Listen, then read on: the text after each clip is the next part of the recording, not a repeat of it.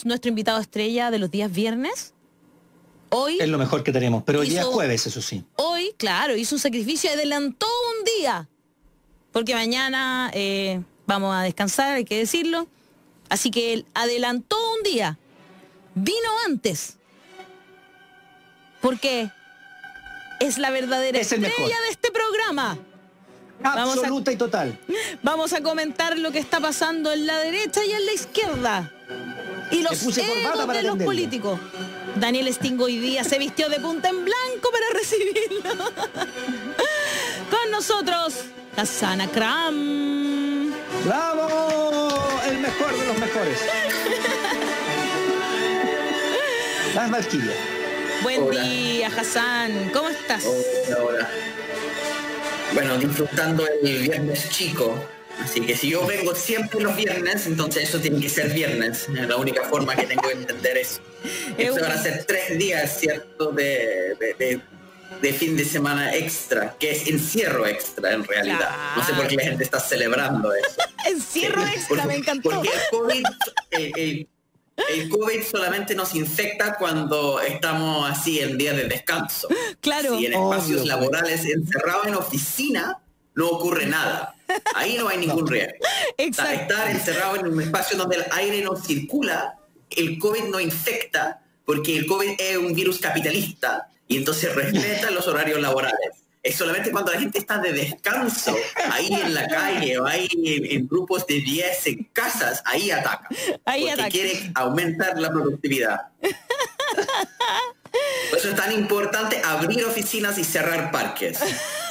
Eso, y me gustaría entender de cualquier médico del gobierno la explicación de cómo es posible tener cerrados parques y abiertos oficinas. Eso queremos saber. Yo también quiero saber. Los espacios donde circula el aire, donde hay menor posibilidad de infección. En Nueva Zelanda, por ejemplo, que tenían cuarentenas súper duras para parar el proceso del virus, en ningún momento cerraron los espacios como de parques ni espacios de ejercicio. Exacto. Porque esos son los lugares donde uno puede salir sin y también sin ayudar a la mente. Claro.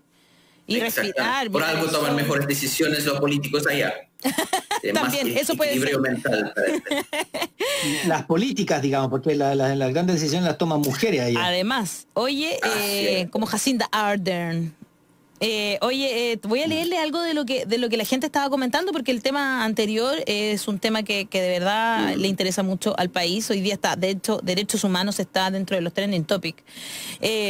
Chascona Shaknik dice: ahí está Desbordes. Escuché a varios decir, me sorprendió, él debiera ser candidato. Un tipo que salió de población y es de derecha, no me da confianza. Nunca desplazado Desbordes. Bueno, vivimos en un país muy injusto, dice Magali Yaitul. Eso es lo que tenemos que cambiar. Eliana Fuentes Albornoz: significa que el ejército no se responsabiliza de su actuar fuera de los cuarteles. Eso se entiende con esa respuesta.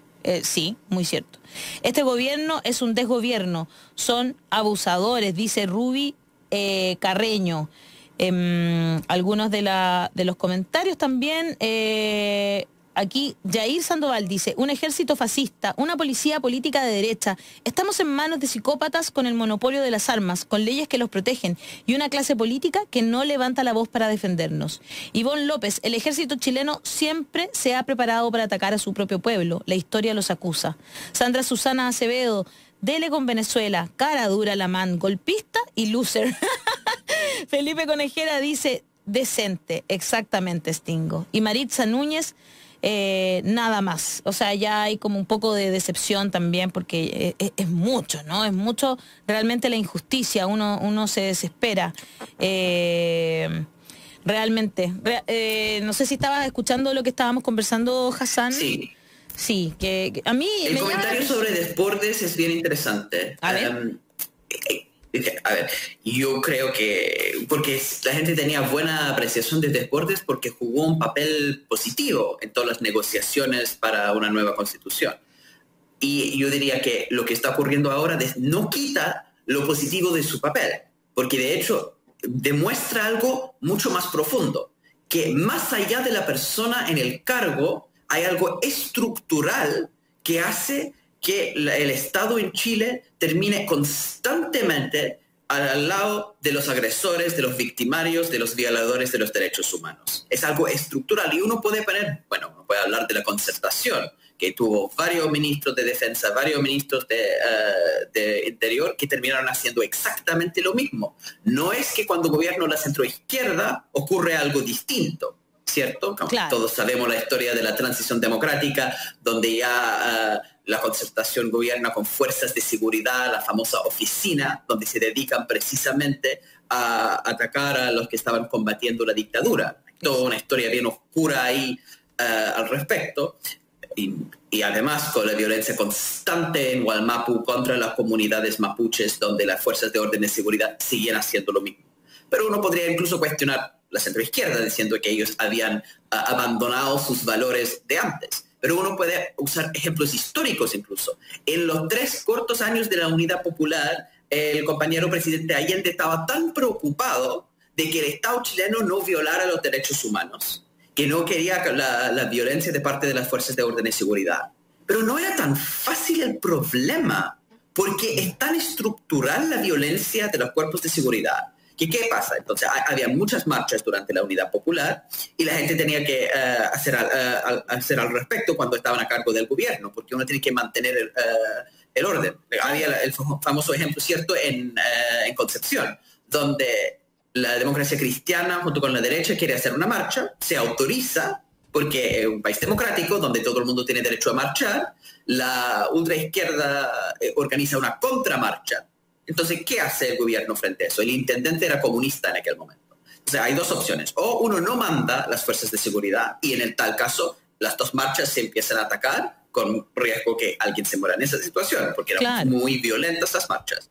Mandan las fuerzas de orden y seguridad y ellos terminan matando a un estudiante, ¿ya? Y Allende se traslada personalmente a Concepción para pedir disculpas y para tratar de ver qué se puede hacer. Pero el problema es que no existe una institucionalidad, unas fuerzas de orden y seguridad que se pueden mandar a tratar de mantener la paz sin que esas mismas fuerzas de seguridad terminan matando a gente. Entonces el problema no es la persona a cargo, el problema es la institución en sí, es la estructura de cómo estamos viendo el tema de orden y seguridad en el país, que es un problema a nivel mundial. Lo estamos viendo en Estados Unidos con todo el tema de los afroamericanos, que al final había la propuesta que sigue existiendo de desfinanciar a la policía. Dicen, queremos retirar la policía de los espacios, pero si uno pregunta a la misma comunidad negra que viven en los lugares más vulnerables, ellos piden mayor presencia policial. Después llegan los policías y empiezan a matar a ellos mismos. Entonces, ¿dónde está el problema? No es que esa gente está tonta, ellos saben que si se va la policía, empeora la situación, pero si llega la policía, también empeora la situación.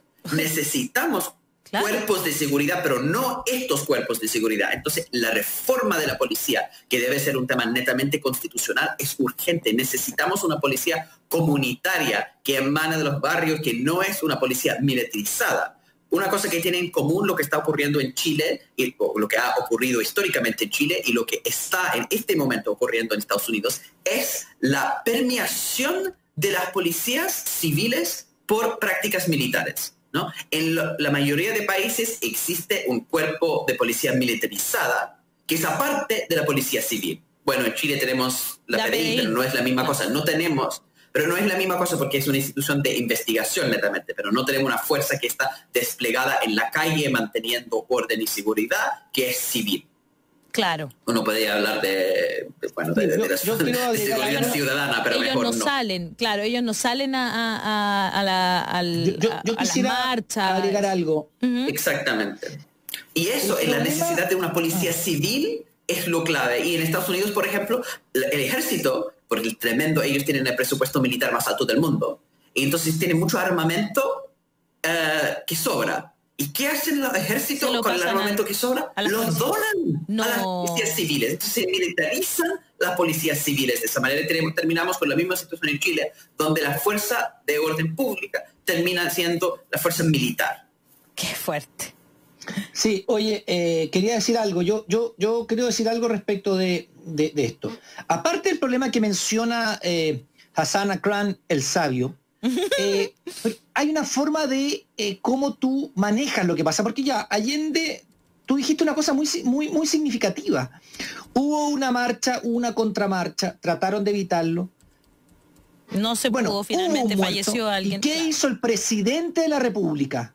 Fue a la zona a decir aquí, porque tú no vas a poder evitar toda la vida que eso pase. Pasa en Estados Unidos, pasa en Europa, que alguien se sale de madre. Tú no puedes controlar a cada uno de los policías. No, hay algunos que se sale de madre, hay alguno que no cumple la normativa como debe ser, ¿no es cierto? Y se sale y cree y se sale de madre, se excede a sus atribuciones y es capaz de generar un daño mayor, incluso matando a una persona. Pero ¿cómo reacciona el gobierno frente a eso? ¿Cómo debería reaccionar el Estado en general y el gobierno de turno en particular? Bueno, ¿qué hizo Allende? Se fue a Concepción a decir, perdón, tenemos que asumir esto, ¿cómo lo arreglamos? A ver, familia, venga para acá. Lo que nosotros hicimos fue mandar carabineros, policía, para tratar de evitarlo, pero no pudimos. Lo asumimos como Estado. Por un muerto. ¿Qué hizo, por ejemplo, el ministro Pérez Lloma en su momento, no? No, Pérez Sujovic, renunciar, lo que pasó en Puerto Montt, ¿se acuerdan? Sí, fue una matanza, irresponsabilidad. ¿Qué hizo? Renunció por responsabilidad que tenía. Frente a un muerto, renunció. O sea, ¿me entiendes? Cuando hay una cosa así, tú asumes. ¿Qué ha hecho este gobierno? Claro. Lo esconde. Bueno, ¿qué hace este gobierno? No asume. Este gobierno sabe muy bien lo que es tener empatía. Mostremos lo que... Porque es muy interesante. Espera, mostremos porque primero, lo han hecho. Han mostrado empatía con las víctimas. ¿Han mostrado empatía, dices tú? Sí, las víctimas de la novena región, po. Solamente la Araucanía, los empresarios, eso es los camioneros. tan impactante. Pero en el caso de Luxinger Mackay, cuando incendiaron la casa y murieron la pareja, la forma en que Anders Chadwick fue a conversar con la familia, en un caso que está bajo investigación judicial, entonces normalmente los gobiernos son un poco más pudorosos en el sentido de no hacer comentarios cuando hay una investigación judicial en curso. Entonces lo que dicen es, simpatizamos con las víctimas, ¿cierto? Simpatizábamos, es terrible, de una trágica, piden perdón cuando hay responsabilidad del Estado, pero no hacen comentarios sobre el caso específico porque hay una investigación judicial. No, en ese momento Chadwick, en su exceso de empatía, en su profundo dolor por lo que había sufrido la familia Luxinger, se va y además hace comentarios acerca del terrorismo en la Araucanía, que la violencia de la situación, de cómo era posible que esa familia estaba sufriendo una tragedia. Y esa misma empatía que muestra Anders Chadwick a la familia Luxinger, no lo muestra con la familia Catrillanca, que acusa de ser un delincuente. Mostremos de inmediato, entonces, a propósito de violencia en la Araucanía, lo que pasó anoche con la madre de Camilo Catrillanca, justamente que tú estás nombrando, en medio de una marcha por la infancia mapuche. Los niños, imagínense, niños y la niñas, infancia mapuche. No sé si vieron las imágenes también, que está un poquito más abajo, de un niño que fue el chico de 14 años. detenido de 14 años. Ella es Teresa Marín, quien fue víctima del gas pimienta lanzado por carabineros en Temuco en la marcha por la niñez y quedó con lesiones en sus ojos. En la manifestación hubo violencia desmedida por parte de carabineros con niños golpeados y síntomas de asfixia. La marcha Basta de violencia contra los niños mapuche. Imagínense que así se llama. Miren esos niños. Son niños. De verdad que no puedo creerlo. La marcha Basta de violencia contra los niños mapuche fue convocada el miércoles 16 de septiembre a las 11 de la mañana en la Plaza Teodoro Schmidt de Temuco. Fueron invitadas todas las comunidades para denunciar las graves vulneraciones vividas por menores de edad en los últimos días en allanamientos realizados por las distintas policías. Aquí ahí tenemos una galería de imágenes que hablan más que, en realidad, las imágenes más de lo que cualquier cosa que podamos decir, ¿no? Como bien decía Hassan, entonces, la empatía con esa niña de 9 años a la cual le llegó un perdigón, que tampoco sabemos quién le lanzó ese perdigón. Sin embargo, con los niños mapuche podemos agredirlos, ¿verdad? Podemos golpearlos, podemos detenerlos, podemos... O sea, yo veía un niñito... Ahí tenemos lo medular del asunto, es la capacidad de al final, cosificar o externalizar las emociones en esos casos, ¿cierto? Que al final la empatía humana que son capaces de tener cuando la víctima es uno de ellos, desaparece cuando la víctima es del otro. Y esa construcción, ¿cierto?, entre nosotros y los otros, y ellos siendo ese grupo de chilenos patriotas y los demás siendo los terroristas peligrosos, es la misma violencia que vemos. Y cuando manejan el Estado pierde su neutralidad. El Estado está al lado de ese grupo que son los protegidos, los que merecen empatía, los que reciben entonces la reacción humana, porque los demás entonces son efectivamente no humanos. Y esa constante creación de un otro enemigo, el enemigo interno, es la lógica al final con que ha operado el Estado chileno históricamente desde la colonia. Entonces sí, y por eso sí, tenemos una institucionalidad que se basa precisamente en la creación de un enemigo interno que combate constantemente. Vamos a siempre tener este problema estructural. La reforma de la policía, para que la policía sea parte de la misma comunidad, que no ve a la gente que está cuidando como un enemigo interno. Es, dicho sea de paso, lo contrario de entrenamiento militar, porque los militares existen para combatir a otro ejército. Se entiende entonces que ellos tienen otra lógica, pero mezclar esas lógicas de un ejército que defiende del enemigo externo y la policía que está para cuidar una comunidad, militarizar la policía es fatal. Y entonces es urgente tener una policía civil y eliminar lo que es la institución de los carabineros de esas responsabilidades. Totalmente. Y por eso también que uno puede decir que en el gobierno anterior, por ejemplo, cuando murió otro comunero mapuche, ¿no? Que tú los mencionas siempre, Hassan, también uno habría esperado que el ministro de Interior fuera a la zona a pedir disculpas, a ver cómo podía solucionarlo, pero estamos hablando de Burgos, y Burgos vive en otro planeta, digamos, vive en otro mundo, por lo tanto tampoco tenía empatía.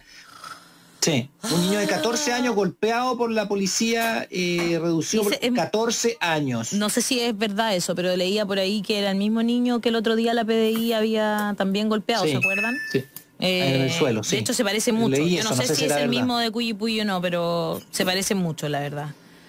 Pero da lo mismo, porque es un niño de 14 años. No, pero lo que quiero decir es que Hassan tiene razón a ver, Hassan, la Constitución dice que el Estado está al servicio de la persona humana. Aparte de ser una declaración bonita, uno debería decir, bueno, ¿qué le hace el Estado frente a este tipo de cosas? Se pone al servicio de la persona humana. Si es mapuche, si es pakistaní, si es chileno, da lo mismo. Se pone al servicio de la persona humana que vive acá y que le toca resguardar. Dije pakistaní por tu familia, para protegerla también.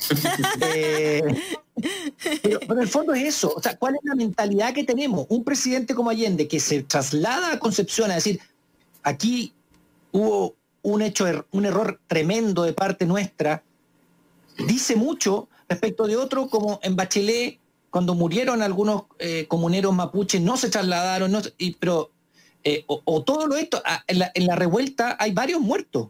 No hay uno solo. Hay unos que recibieron también un muerto que recibió una persona que falleció, que recibió una bomba lacrimógena y lo mató. Hay varios, no hay uno. ¿Dónde está el gobierno estando ahí presente, diciendo cómo arreglamos esto, cómo tratamos de que usted esté mejor, le pedimos disculpas? No está. Entonces, es lo que dice Hassan. Y lo peor es eso, porque por último fuera para todos igual, pero no. En algunos casos va y se reúne, va y se junta con los camioneros, va y se junta con la familia Luxinger Macay. O sea, son los nuestros los que protegemos. Yo no entiendo cómo los chilenos elegimos a este gobierno, en verdad que no. No, es que... O no sabíamos, eso es lo más doloroso. No es que ellos no saben lo que es empatía. No es que ellos no saben lo que es acompañar a una familia. No es que ellos no son capaces de ver dolor. Hassan, no es empatía, perdona. Es el deber del Estado. Ese es el punto. Sí, aquí es que la gente nos está escribiendo y dicen, por ejemplo, los niños mapuches son ahora el enemigo poderoso. ¿Te acuerdas que lo conversábamos el otro día, eso del enemigo interno de este gobierno, que quiere en sus cabezas? Son niños, léanse niños, cada día duele más vivir así. Y después dirán, lo vimos venir por esto y por mucho más. Apruebo, dice Flaca a través de nuestras redes sociales. Hassan, no puedo dejar de preguntar. En esto sí que Diga. Sí, entonces con la nueva constitución, que yo siempre voy diciendo que es un largo camino eso de superar el modelo neoliberal chileno con todo lo nefasto que ha sido, que vamos a tener que primero cambiar la constitución, después hacer muchas leyes y es un proceso así engorroso. Entonces hay que prepararse para el largo plazo. Pero en estos casos es un tema netamente constitucional que una nueva constitución debe empezar a resolver rápidamente, porque es totalmente algo de la Constitución, la estructura del Estado y la democratización de aquello. En ese sentido, la reforma de los carabineros para tener fuerzas de seguridad que son desmilitarizados es una lógica que se pone en la Constitución. Al final, ¿quiénes son las instituciones a cargo de protección del público? Y de la misma forma, la crisis de Wallmapu, que es una crisis a nivel Estado-Estado, eso es algo que se negocia netamente en el momento constituyente de cualquier país. Por eso es tan importante que todavía no está resuelto el tema en la Convención Constitucional de la selección de constituyentes que son de los pueblos originarios. Claro. Todavía falta una definición precisa de cómo lo van a hacer. Exacto. Voy a leerle algunos mensajes en YouTube. Maicha Rodríguez dice: confiar en Desbordes es como confiar en la DC, promotores del golpe militar. Josefa Bastías: Desbordes dijo que no sabía que la canción del derecho de vivir en paz era de Víctor Jara. Con eso ya imagínense cualquier cosa, dice, ¿no? Juan Contreras dice: no es que el Estado chileno funcione pésimo, es que la violación a los derechos humanos es sistemática como política. En Twitter, Pecont dice: las plazas y parques están cerrados porque la ciudadanía se podría juntar a cacerolear y protestar. Denis: a este gobierno no le importa acercarse a las víctimas de su propia represión, sino que solo empeñarse en usar la pandemia para mantenernos en una falsa tranquilidad que no hace más que calentar los ánimos para cuando podamos volver a salir. Algunos comentarios de nuestro público. Oye, antes de que sigamos, yo solo quiero recordarles que aquí en la Radio USACH pueden entrar a www.radiousach.cl y pueden ganar algunas invitaciones para llevar la Jane Fonda a tu propia casa. Así que acuérdate de participar porque es hasta las 13:30 solamente el concurso por las entradas. Oye, pero la Jane Fonda, lo mejor que haya, lo mejor. Sí. Están los tres, creo, está Buddy Richard. Hoy día están los tres, Buddy Richard, Esther Zamora, María Esther Zamora, ¿no es cierto? No, va a estar estupendo para tenerlo en la casa ahí y escucharlo. Así que postulen porque pueden quedarse con esa entrada, prender su computador y tenerlo todo el día ahí. Eso. Hassan, querido, tampoco puedo dejar, antes de que tú te vayas, preguntarte, tú hacías el paralelo, ¿no es cierto?, con Donald Trump y la elección que es ahora, ¿no? El miércoles ya estamos muy cerca. No, como miércoles, no es noviembre la elección de... Es que parte el miércoles parece, ¿no? En noviembre. ¿En noviembre? La campaña. Claro. En la campaña. Noviembre la elección. Perfecto, en noviembre la elección. Entonces eso es. Entonces, ¿no puedo estar tan loco? No, claro, pero es que el miércoles parte como... hay un hito, a eso me refería. Entonces, la pregunta que te quería hacer es cómo se ven las cosas allá también. O sea, tú estabas hablando de las policías, todo este tema que ha significado, ¿no es cierto?, que para Donald Trump sea más difícil todavía hacer campaña. ¿Se ha puesto oscura la cosa? ¿Cómo se ve? ¿Cómo se ve el las encuestas siguen con Trump con los peores niveles de aprobación de un presidente. ¿Pero cuántos puntos está abajo el otro señor? Es como 10 puntos más arriba hasta Biden. Perfecto. Entre 10 y 8 puntos. Entonces está bastante mayor la diferencia entre Biden y Trump que la diferencia que habían en las encuestas en la elección pasada. Porque el problema con las encuestas en Estados Unidos es que no son las personas que eligen directamente al presidente, sino un órgano que se llama el colegio electoral. Que antes es una elección indirecta y eso genera distorsiones. Y lo que hacen las encuestas y preguntan a la población. Entonces el voto popular lo ganó la Hillary Clinton, pero igual perdió en el colegio electoral. Pero si uno mira... Expliquemos eso. Hillary Clinton sacó más votos que Trump. No solamente... Mucho más votos, sí. También mucho más votos. Wow. Sí. Y no solamente de hecho, esto, también con... Al Gore contra George Bush también, Al Gore sacó más votos. Al Gore sacó más votos que... Sí, y mucho más votos. El problema es que lo que argumenta Trump es que fue una mala estrategia de Hillary Clinton, que ella se enfocó en aumentar el voto de su base leal en California, que siempre iba a ganar. California siempre era un estado demócrata. Y Trump no hizo tanta campaña en Texas, que siempre iba a ganar, sino que fue a los estados donde, lo que se llaman los swing states, donde había esa competencia. Entonces él se enfocaba mejor, dice él, a esos estados donde había posibilidad de ganar votos del colegio electoral. Entonces la culpa siempre le echaba a Clinton, aunque ella sacó mejor votación. El tema es que si uno mira ahora, la diferencia entre Biden y Trump es mucho mayor en agregado que la diferencia entre Clinton, que sacaba más votos de Trump, pero no tanto más votos. Y si uno desagrega específicamente a los estados que podrían ir o demócrata o republicano, bisagra, ahí... ¿no? Biden está yendo bien. Exactamente, los estados bisagra. Ahí se nota que todavía está ganando Biden en esos estados. Hillary Clinton fue una pésima candidata porque fue bastante odiada en esas zonas, sobre todo porque ella firmó esos tratados de libre comercio que generaron mucho desempleo en esa zona postindustrial. Se llama el cinturón oxidado también, porque son todos trabajadores de fábricas textiles que perdieron la pega en los años 80. Entonces, pero esa gente confía más en Biden, parece, o por lo menos han aprendido que Trump es tan desastroso que quieren ir a votar. Parece, todos los indicios son que la participación electoral va a subir. Estados Unidos tiene malos resultados de participación electoral, como Chile en ese sentido. En las elecciones presidenciales onda ahí por 55-60%, ¿no? Claro, en Europa el promedio es 70-80%. Por eso las llamadas empiezan a votar primero, como no, todas las figuras públicas llaman primero a votar, porque eso es lo que más cuesta, ¿no?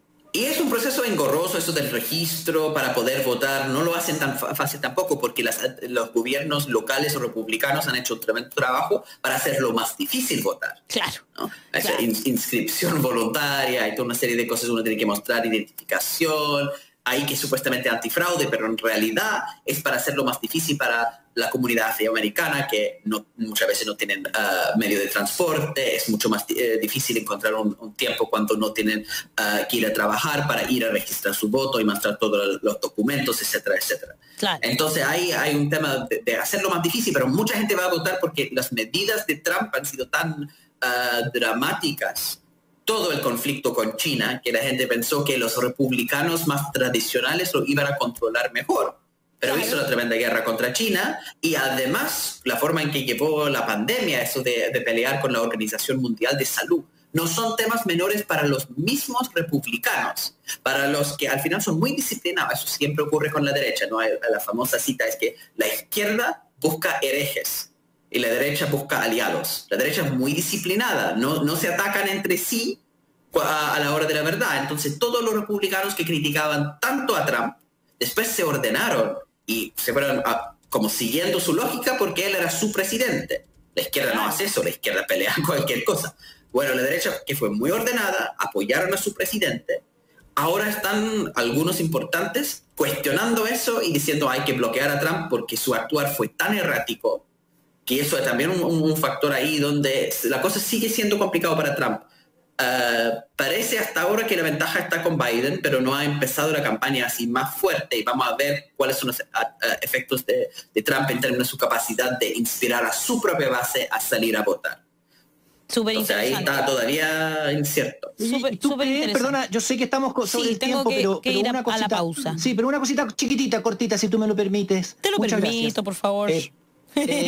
Oye, esto de que Trump dice que no va a aceptar una derrota, ¿eso será verdad? ¿Tendrá algo o es una amenaza nomás y que llegado el momento ya no tiene nada que hacer? Bueno, cuando ellos dicen que no van a reconocer la derrota, hay distintas formas de hacerlo, como lo ha hecho en todas las cosas de este gobierno, ¿cierto?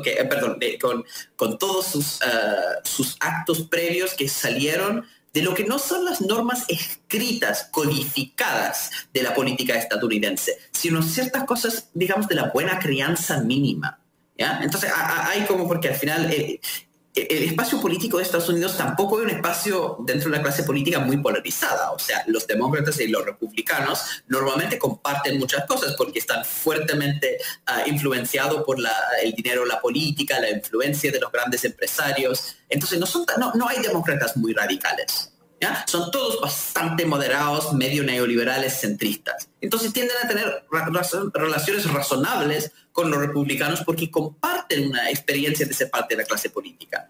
Entonces parte de eso es la buena crianza de felicitar al presidente que sigue, reconocer como yo le deseo mucha suerte. Esa es la relación que para los que yo estuve en la universidad cuando George Bush hizo la guerra contra Irak y me acuerdo como lo terrible que fue ese gobierno, pero ver la amistad entre Michelle Obama y George Bush, por ejemplo, es simbólico de lo que es esa clase política, donde normalmente son amigos. Tiene esa buena relación, palabra de buena crianza. George Bush dice, le deseo mucha suerte a Obama. Trump no hace esas cosas. Trump es, además de tener esa posición polarizada, es maleducado. Entonces, ¿qué va a hacer? Cuestionó la nacionalidad de Obama. Había un rumor cierto que circulaba en redes sociales que Obama no había nacido en Estados Unidos, sino en Kenia, o en Indonesia. Y con eso, entonces, no tiene derecho a ser presidente de Estados Unidos, porque el presidente de Estados Unidos tiene que haber nacido en el territorio estadounidense. Perfecto. Y ese rumor lo repetían, exigían dónde está tu certificado de nacimiento, no es una falsificación, una serie de estupideces. Trump fue uno de los que compartió en Twitter toda esa conspiración. Llegado la hora de ser presidente, él simplemente dejó de hablar del tema. Nunca niega, nunca dice, por supuesto que yo reconozco que el presidente Obama es estadounidense. No, digo, yo no pierdo tiempo en eso. Cambia la página, pero no niega todo lo que ha dicho antes. Entonces podría pasar, si pierde la elección, que va a decir una cantidad de barbaridades por Twitter. No, es que fue una conspiración contra mí, yo saqué más votos, pero fue el fraude masivo. Está intentando instalar el concepto de fraude en Estados Unidos con eso de, durante la pandemia, muchos van a votar por correo. Entonces y de hecho sabemos por estudios que el voto por correo es más seguro, hay menos posibilidades de fraude que en el caso de votos presenciales muchas veces. Pero está instalando el tema de fraude, no para cuestionar el voto, porque es un error, es pensar que Donald Trump es un político y a él le importa mucho ganar la presidencia. No, a Donald Trump le importa no quedar mal con sus fanáticos. Entonces lo que probablemente va a decir es, no, que yo perdí por una conspiración contra mí, yo perdí por fraude. Pero no va a hacer nada serio al respecto, sino que va a tuitear eso y vamos a tener entonces el pantano, digamos, de la ultraderecha, esos que ustedes estaban, la versión de los que estaban sacando los mosaicos de Pedro Lemebel. Esa gente va a leer sus tweets y decir, sí, que presidente Trump sigue siendo presidente, solamente que la conspiración marxista cultural robaron, probablemente aliado con los alienígenas, robaron la elección. Eso va a ser el exactamente. Oye, gracias, Hassan Akram. Los mismos alienígenas, como sabemos que están a favor de la prueba. Los mismos de acá, los mismos, obvio, son los mismos, por supuesto. Son, ¿cómo se llaman? Ellos van muy rápido de un país a otro, porque tienen unas naves espaciales muy rápidas. Claro, por eso, de Estados Unidos a Chile, de Chile a Estados Unidos, así, en un segundo. Se transportan nomás. Oye, ya. A propósito de Estados Unidos, Chile, etcétera, hay un último minuto que tiene que ver con Pascua Lama. Fíjate, muy interesante lo que está pasando en este momento, porque ustedes saben que se intentó reactivar Pascua Lama. Pues bien, finalmente hay un último minuto que dice que se confirma la clausura total y definitiva de Pascua Lama de Barrick Chile y se mantiene multa por más de 7.000 millones de pesos. Eso está pasando en este momento y nosotros, fíjate que a la vuelta de esta pausa vamos a conversar con Rodrigo Mundaca, así que vamos a aprovechar de hablar con él sobre esto. Claro, y además que va a entrar a la política también, así que entiendo que va por gobernador para Valparaíso, así que vamos a conversar con él sobre esto, sobre lo que está pasando también en su sector, el Frente Amplio, por supuesto sobre el agua y todo lo que nos tiene que decir este gran, por supuesto, este gran activista social, ¿verdad?, sobre todo lo que está pasando y esta información, que es la información de último minuto. Hassan Akram, como siempre, un agrado tenerlo conversando con nosotros. Que disfruten las fiestas patrias encerrados. La vamos a disfrutar igual, aprovechemos de descansar. Todo esperando que vuelva el lunes para poder ser sociable en la oficina. Mira, te vamos a poner... vuelva el virus capitalista. Nos vamos a ir a una pequeña pausa aquí en redes sociales y en televisión. Hassan Akram, en la radio te vamos a ponerte un tema, como se dice en buen chileno. Te vamos a poner un Chao, tema. Hassan, Mira muchas lo que gracias, suena. Son los Rolling Stones. Esto es Start Me Up. Para ti.